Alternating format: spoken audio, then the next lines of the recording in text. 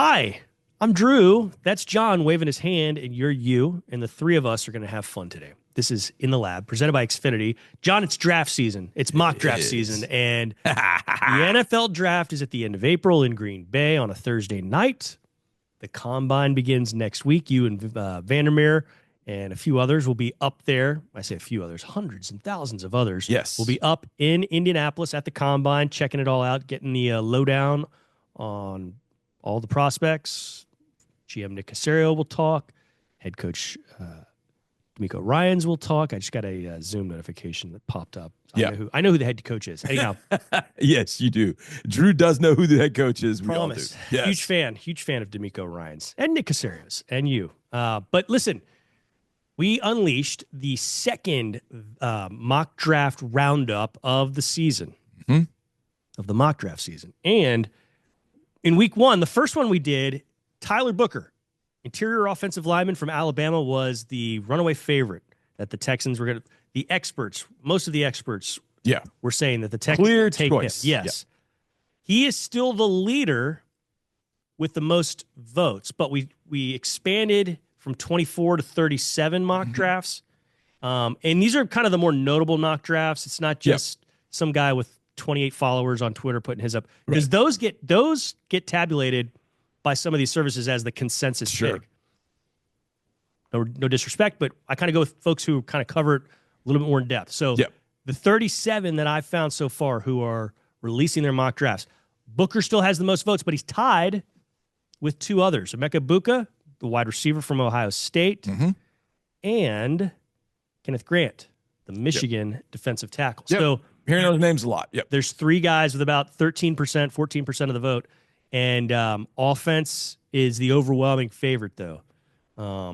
Get some interior defender choices, but it's mainly 80%. They're picking offense. So what you and I are going to do today, John, we're going to have the mock draft simulator. Let's do it, which we've done in the past, and we're gonna knock that thing out. So what's a mock draft simulator? Some of you might be asking, and if you're watching this is a better view than this is a listen, but nonetheless, we'll still do our best to make it palatable for you. So we're going to share the old screen here on Zoom, and we're going to go to our good pals at profootballnetwork.com/mock draft and do the mock draft simulator. So how many rounds do we want to do? We want to do 7 because that's how many rounds we're going to go. How fast do we want this to go? Super fast, because you don't want to have to wait around. And we're obviously clicking on the Houston Texans logo, and we're going to enter the solo draft. And John, let's help make the Texans better. So you see these names coming off the board. It's pretty fun. And they stop on 25. Oh, trade options. Here we go. I love that about this site. They'll give you trade options. Now look at this. The Bills are offering the 30th pick. So you'd move back 5 spaces. You'd still be picking in the first round. And they're also giving you their second round pick, which is 62. I like that a lot. Let's see what else is being offered. Seattle's offering 50, 82, so a second and a third this year and a second and a third next year. I don't know, man. I don't know about that. And the third option, Green Bay is offering their second this year, their third this year, and a second next year. I can't do that. I'm going to hide them for right now. Okay. Let's talk about who's available for us. Nick Emenwari, he's a safety from South Carolina. Absolutely love that guy. He's the 21st ranked prospect on this list. Colston Loveland, a tight end. Is he a tight end or is he really a big receiver? No, he's a tight end. He's a tight end. He's a tight end. He would be what I classify tight end. So he can move a little bit, but he can also play in line, soft hands, very, very athletic. In the game, the national championship game here against Washington got back in a game, and Loveland makes a catch. He basically caught the back half of the ball somehow on a crossing route. Wow. The Washington DBs were all waiting for the interception, so they kind of got caught frozen. And he catches it, makes a play. They end up scoring, and that kind of put the game away. A dynamic talent that I would really, really look at. I think that's actually a little low for him, 24. I've got him a little higher in my rankings, so I would absolutely look at him. Nick Scorton from A&M. There was a lot of talk about Nick this past year. I don't know if he lived up to edge it. Guy. And I don't know the Texans on the edge really. I think they've got they may have a need there depending on what happens with, some of the guys not named Will Anderson, Hunter.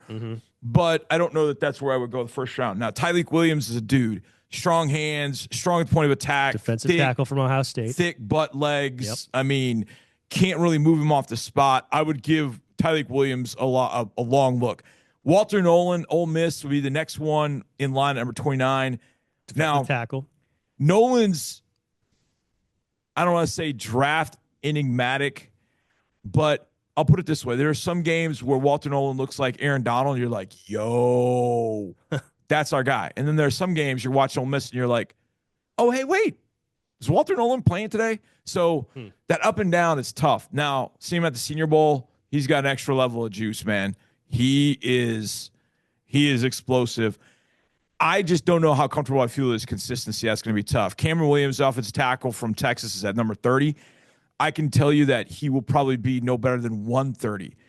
He is not somebody I want to consider in this at all. Is he a tackle, or is he a guy who's playing tackle that'll be a guard? Yeah, he's a tackle. Okay. He's not great. He's a young dude who just hasn't gotten there yet. And I don't think the Texans are in that book. Now, Kenneth Grant from Michigan, the defensive tackle, there have been mock drafts that have had him going in the top 15. Yeah, and I like Grant more than I like Williams. A little bit heavier, but I think he's still got the same agility and strong hands. Kenneth Grant would probably be what I'd like to do at 25. But look at this trade offer, though.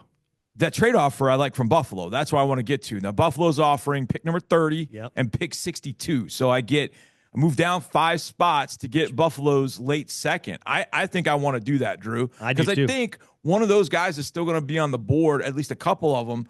And there's good players still in the second round. Let's take the trade. Okay, we accept that trade. And let's look who goes off the board before we check out. We're not trading with the Colts. Yeah, so they moved up, the Bills did, to take Tyleik Williams. Okay. Cameron Williams, the tackle from Texas, goes. The Vikings take the edge guy, Scourton. Mike Green, an edge guy from Marshall. He goes to the Lions. How do you say that? Washington. Arante Ursary? Yeah. Arante Ursary from Minnesota. Washington can have him. It's fine. Okay, well, still up there is the safety, Emanwari. Colston Loveland, the tight end, Walter Nolan, and Kenneth Grant, the defensive tackle from Michigan. But we have some more trade offers. We've got 3 more. I'm not trading in division. All right, the Colts are offering a crappy trade. They'll move you back 15 picks, so you're out of the first into the second. They give you a second. Next. Go pound rocks. Carolina, same thing. They're offering a second, a second, a fourth, and next year. Future second for your 30th now. This is good, man. Now, this is good. The Chiefs move back 1 spot. You're still at first, and you add a third. I take this all day long. There's still 3 because I got to think really good players in front of you. Yeah, that's right. The Chiefs are picking 31, so they're probably looking offensive linemen at this point, and they're probably looking at some tackles that you're probably not looking at. Yeah. And you get Kansas City's 3rd-round pick in 2026. I would accept that, move down a spot. And who did they take? Spots. So they took Colston Loveland, and they take Loveland, the tight end, to replace Travis Kelce. I still, at this point, I'm at the draft party. I'm not looking at trade offers anymore. I've waited long enough. No, hold on. All right. 31 and 167. And the Lions are asking for, they're going to give you 60, 101, second and third. No thanks. Nah. Move back 25, pick up a second Buffalo. and third. Nah, we've already traded. Okay, you're right. Kenneth Grant's our pick at 31. Kenneth Grant, you're getting bigger and beefier in the middle of your defensive line. He's a playmaking defensive lineman. You're adding him to Will Anderson Jr., adding him to Daniil Hunter. And here come the Lions again.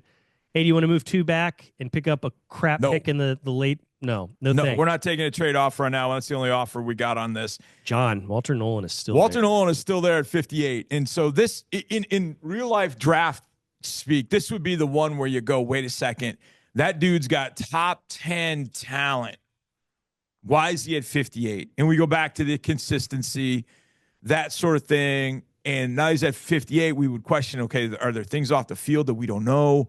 Am I worried about that? You're picking again at 62. You're at 58 right now, and you're picking again at 62. So here's kind of how we look at that with 58 and 62. Of what's on the board, what player is probably most attractive to people at this point that the Ravens, Lions, and Commanders who are picking next might take a look at or might jump in or, might go get. And Nolan would be that guy. Mm-hmm. Now, the question becomes, all right, well, we just took Kenneth Grant. If we're taking Nolan, isn't it with 2 defensive tackles? They're completely different. Mm-hmm. Completely different. Nolan is a little bit more of the quick penetrating, get upfield, athletic type. Grant, although very athletic for his size, he's 335 pounds. He's more hold the point, take on double teams, split double teams, that sort of thing. So you could have them both kind of in that way. So here's my thought process, Drew. Because you got Harold Fannin, the tight end from Bowling Green there. You've got Deion Walker from Kentucky there, but he's not the same caliber as Nolan likely, right? That's correct. Donovan Jackson, a guard from Ohio State. Those are the two guys that I'm really looking at are Nolan and Donovan Jackson. Those two right now. I'd also look at Isaiah Bond, the wide receiver, explosive receiver that obviously the Texans can use something at wide receiver. You look at a few of the other names that are on the list. Quinshawn Judkins, that's way too high for him. I think running back Ohio State, it's more a name thing than anything else. I'll give you another guy to look at. It's kind of in the way of Walter Nolan, but they're kind of the same dude. If you go down a little bit further, Drew, is it Alfred Collins? At number 67 is Alfred Collins. Now, when Collins was a freshman, I thought that dude is a first-rounder all day, every day. But then the next couple of years, he sort of disappeared. It was like, well, where did he go? We need a little bit more out of him. This senior year, I thought he kind of bounced back and had a really good year. There's athleticism for days, but kind of the same issue with Nolan. I think Nolan's a little bit more talented. So if you take Nolan and you've already taken Grant, you're going to have a line theoretically. I mean, that you still we haven't talked about free agency, what the Texans are going to do. They're going to bring some of these defensive tackles back. You still have Tim Settle under contract. That's right. I mean, you have to add a young piece. We've already done that. Do you want to strengthen a strength and make it really lethal? I'm not opposed to that. I'm not opposed to being exceptional on defense. So because we have the pick at 62 that we picked up in the trade that we made, I think I'd be okay taking right here Walter Nolan, the most talented player on the board.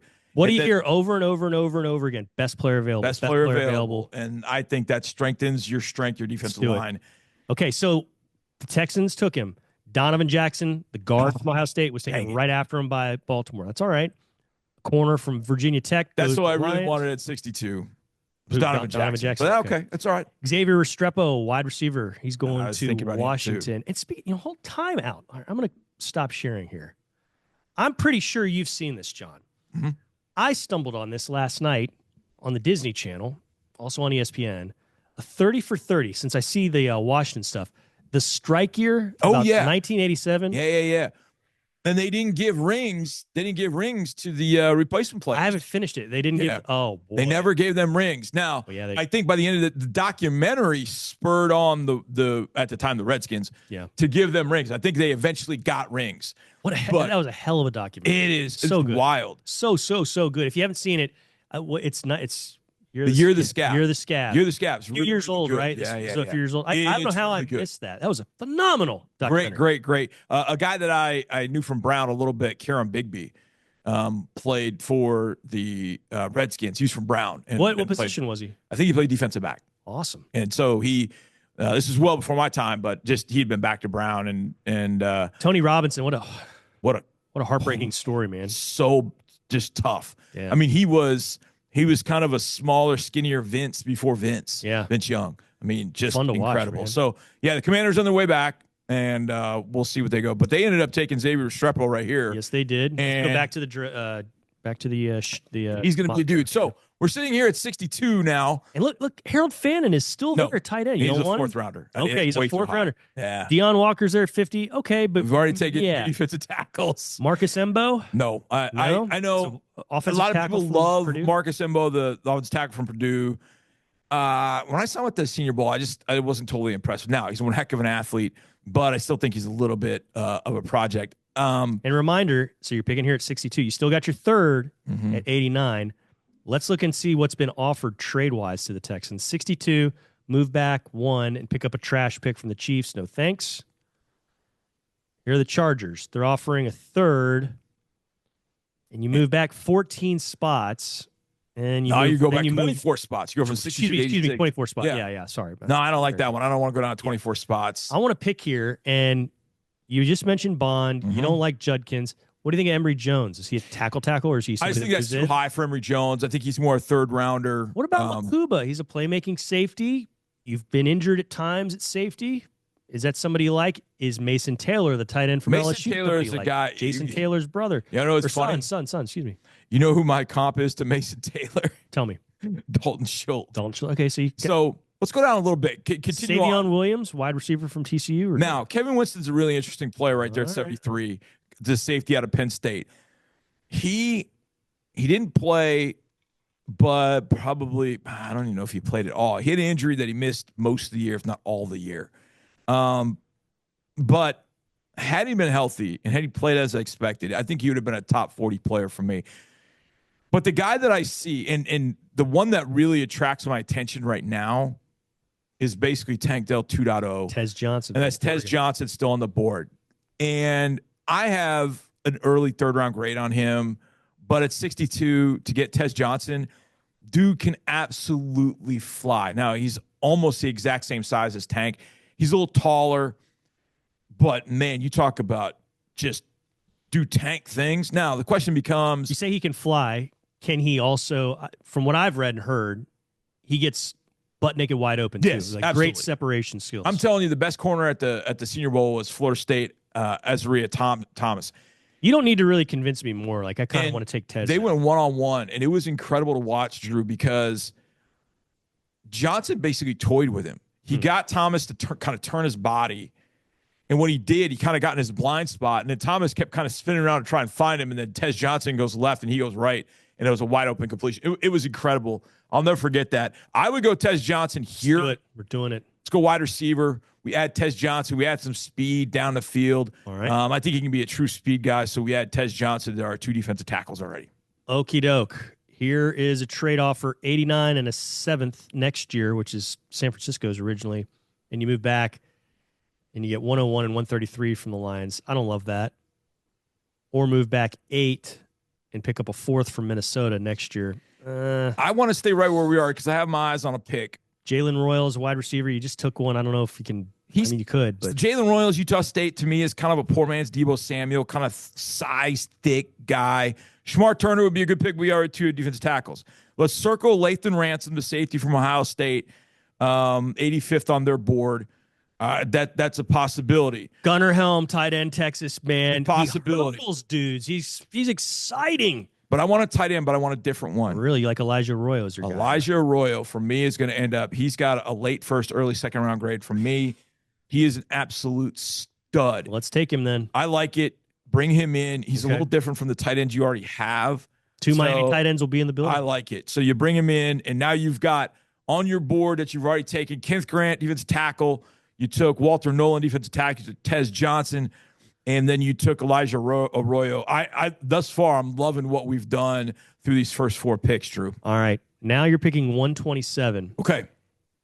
You've got available a run of defensive tackles. Joshua Farmer from Florida State, Elijah Roberts from SMU, Darius Alexander from Toledo, Howard Cross, the third from Notre Dame, Jordan Phillips from Maryland. Those are 5 guys that are at the top of the board. Then you have a wide receiver, a running back, Phil Maffa, Danny Stuntsman, a linebacker from Oklahoma, Demetrius Knight.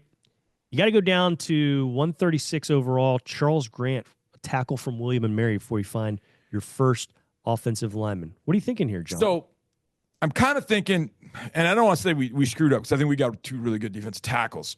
Now, I have said all along that I do think that the Texans, if they're going to spend money, I think the money gets spent on interior offensive line. But I think this exercise is showing us, and you just mentioned it, because the defensive tackles we have on the board right now still remaining. Joshua Farmer, I have a higher grade on from Florida State. I think he's really good. Elijah Roberts is a very, very good player. Okay. He's a little lighter. Darius Alexander, I think at 125 was an absolute steal. Howard Cross, defensive tackle from Notre Dame, is lighter, but he's got NFL DNA. His dad was Howard Cross, the tight end with the Giants back in the 80s, and he can play. Jordan Phillips, bigger dude, can play. This defensive tackle draft is so good that maybe we made the mistake in getting defensive tackles early. Even though I feel like we got good value with Grant Nolan, could we have gotten one of the offensive linemen at one of those picks because there's not as many of the offensive linemen, and now we're pigeonholed into, okay, we're going to have to go down the board to look at offensive line and maybe not going to get as good value. So I like the guys, like I said, defensive tackle, but I think what maybe it's showing us is that just offensive line in general, there's not as many players as there are at defense tackle, because any of those guys I just mentioned, Farmer, Roberts, Alexander, Cross, the third, Phillips, those are all dudes. And I think they can all come in and play as rookies and give you impact. But we've already got 2 defensive tackles. Yeah. So I think realistically, people would be like yelling at us, offensive lineman. Now, Charles Grant is a true tackle. And that, I think, is the way to go. Like, Drew just clicked on the guard tab. You got Dellinger from LSU, Luke Andra from Cincinnati, Miles Frazier from LSU, Clay Webb. Now, Clay Webb would be a guy I would look at because he's got some center guard flex. Not to be confused with Bill Clay from Die Hard. Right, a little different. Yeah. I don't really love this guard class, but I'll give you a couple of names if you go back to guard, Drew, that I would look at. I look at Clay Webb, and I also look at, they have him at 198, and it's Joshua Gray. One of the reasons I would look at Joshua Gray is he went to Rancho Cucamonga High School at the same time as C.J. Stroud. Cucamonga High School quarterback C.J. Stroud. So I would look at that, and I've been a big fan of Josh Gray for a while, but I don't like the guards. I really don't like the tackles. So I would think at this point, best player available. So let's go back to our best player available here, and those are all defensive tackles. And so it just gets sticky. At this point, what Nick Caserio would do would be to take a trade. But we really don't have any trade offers to take at this point. So you name the position and where we want to go with this. You want to go interior offensive line? Because Clay Webb, I don't think would be a horrible pick here. It's a little early that I'd want to do it. What about the running back from Clemson? No? He's kind of Joe Mixon. He's a big old 230-pound hammer. Let's go look at the running backs. Let's look at running backs, because I think that's another position the Texans could take a look at. Phil Maffa is right off the board. Now, I like this group. And, there's the guy right there. Here's your group of running backs on the board at this point. Phil Maffa from Clemson, Damian Martinez from Miami, Kyle Monangai from Rutgers. I like him. Raheem the Rocket Sanders, South Carolina, a lot of banged up, but a big dude.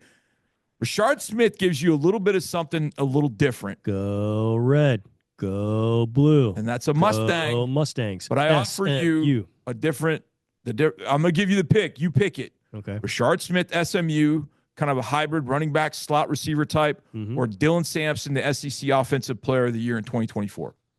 Love the ponies. I went there. Rashard Smith was really good for SMU this year. Helped to take them to new heights. But if you were the best player on offense in what I think is the best conference in the nation, I'm going to go with Dylan Sampson. Yeah, I think Dylan Sampson actually is a sort of steal at 4. They have him, PFN, as 168th overall. I will not. I will have him maybe in my Harris 100. He's that good. All right. So now the Texans are picking it at 167 in the 5th round, I believe that is. And available now is a linebacker at the top from Oregon, Jeffrey Bassa. C.J. West, another defensive tackle from Indiana. Another defensive tackle after him from Notre Dame, Riley Mills. Oh, poor man's J.J. Watt. Okay, I'll believe you. Hey, here's an offensive lineman at 157. Seth McLaughlin from Ohio State, a center. Hey, you were a center for Ohio State, and y'all just won the national title. That's pretty attractive. Well, McLaughlin was a center in Alabama in 2023. That's attractive as well. And so he transferred to Ohio State. And in Alabama, he had some trouble with the snaps and things like that. But I thought he was a good player. Can he play? He went to Ohio State. He ended up winning the Remington Award. But during practice in November, he got hurt. So you got to check the medicals on that. But in the 5th round, I think in the 5th round. Now, look, what we have left is we have pick 167 where we are right now. And then we have a 7th rounder, 243. Yeah. So I think McLaughlin makes the best sense. Now, he doesn't have a lot of position flex. I think he plays center or he plays center. No guard, huh? But I think trying to make him a guard, I don't know. He played center his entire career. I've kind of pitched him holding there, but he played Alabama, he played Ohio State, and he was tremendous in 2024. I'd be apt to go with McLaughlin here. We're doing it. At 167 from Ohio State. And look, if he's got to do more rehab, look, he's in a great city to do it. He's in a great building to do it. We'll go Seth McLaughlin right there at 167, the center from Ohio State via Alabama. Now you're picking 243, and I say at this point, you look at who's there, and you just take somebody who's got something freaky good about him. Yeah. Or the best player there. Dante Trader, safety. That would be a good pick. Trevor Etienne. Okay, you just took a running back before, so no. Johnny Walker, an edge. from Missouri. Good player. That's probably a little low for him, 228. But good. Nazir Stackhouse is a guy I really like, but we've already got 2 DTs. Cody Simon, no relation to John stop Simon. right here. Cody Simon, linebacker, Ohio State. Mm-hmm. For 4 years, that dude rocked on special teams. Rocked on special teams. And when you get to round 7, what do you got to find? You better find some dudes on special teams. And I'm not saying this is going to happen, but I just get the feeling that as much as you'd love to bring back Neville Hewitt, there are going to be teams looking for linebackers that might want to have him as a starter. And maybe we end up losing Neville Hewitt. We lose one of those linebackers, and then you lose him on all 4 special teams. Cody Simon's got a ton of special teams experience. I mean, a ton of it. Hey, let's sign him, and if you sign, or let's draft him, and if you sign Neville Hewitt, then you're just even stronger there. Let's do it. Got some options. Cody Simon, linebacker, and I thought he had a really good year at Ohio State as a linebacker too, so I think he can grow in that position. So the Texans draft is finished. Let's look at what we did. Let's recap, John. You went defensive tackle after moving back 5 spots in the draft. Okay. And you picked up Kansas City's 3rd round pick next year as a result. Mm-hmm.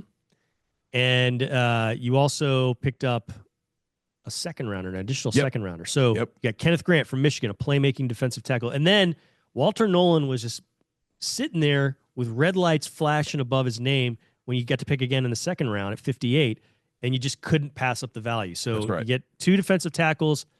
You've strengthened a strength. And then you're picking again in the second round at 62 with that one you acquired in the trade. You get Tez Johnson. You called him very similar to Tank Dell. He gets open. He's fast. Took a really good tight end, the guy you like and you think is going to go a lot higher, and Elijah Arroyo out of Miami. SEC Offensive Player of the Year came after him at 127. Dylan Sampson, a running back. Seth McLaughlin, a center from Ohio State. He played at Alabama before that. Somebody you think is truly a center. Yep, truly a center. Hey, so let's add him to the mix. Cody Simon, a linebacker from Ohio State who you think can definitely contribute on special teams. That's a 7th rounder. If you get a guy who's playing and he came out in the 7th round, you've struck gold. And you've got a Kansas City 3rd rounder next year. So you got a 1, a 2, and 2 3s next year. Right. So you'll have 4 top 100 picks.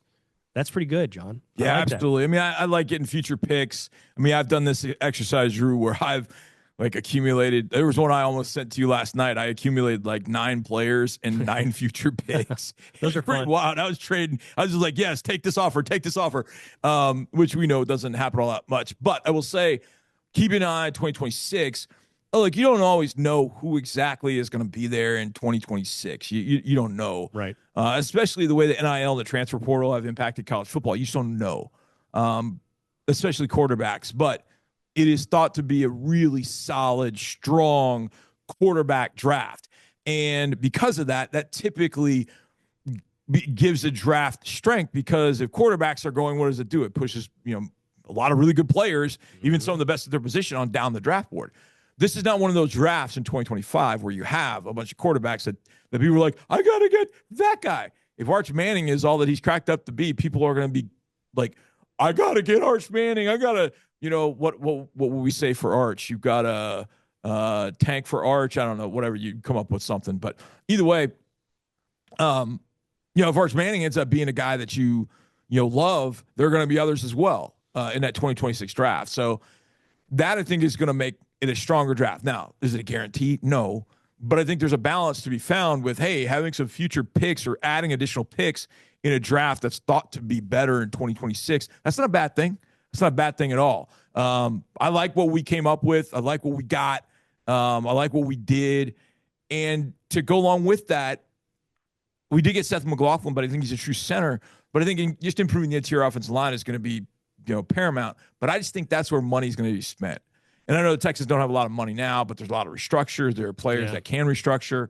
There are players that are going to be moving on. They're going to be cap casualties, those kind of things. So there's going to be cap dollars to go out and do something. Now, is it to get Trey Smith from Kansas City? That's a lot of money, and I don't know if that is even the right thing to do. But I think it's the fact that that's where money's going to be spent. So because I think this draft is okay, but I don't think it's tremendous as it pertains to interior offensive linemen. So I think you've got a better shot of getting a plug-and-play player using some of your money, saving your draft pick, and spending it on defensive tackles, wide receivers, et cetera. And you and I have talked about this. I believe it was last week. If not that, it was before. A lot of positive changes are going to come simply from the current personnel. That's right. Being coached a little bit differently. That's right. And Absolutely. being a different scheme. So I think Exactly you right. can count on a little bit of that too. Absolutely. But you're going to try and get better personnel That's right. wise no matter what. No matter what. I think the Texans got better with this draft. They certainly did, and yes. We appreciate you listening and watching, and we can't wait to do this again next week. Although you'll be in the Combine. You'll be in Indianapolis. So I will be in Indianapolis. Probably going to take a 2-week break. But, yeah, we'll have lots to discuss when you return. And we're going to do this again in about 3-4 weeks. So we'll do another one, mock draft simulator. And we had so much fun doing it. But for you, John, I'm Drew. And for you, you're you. We'll see you again. This has been In the Lab, presented by Xfinity.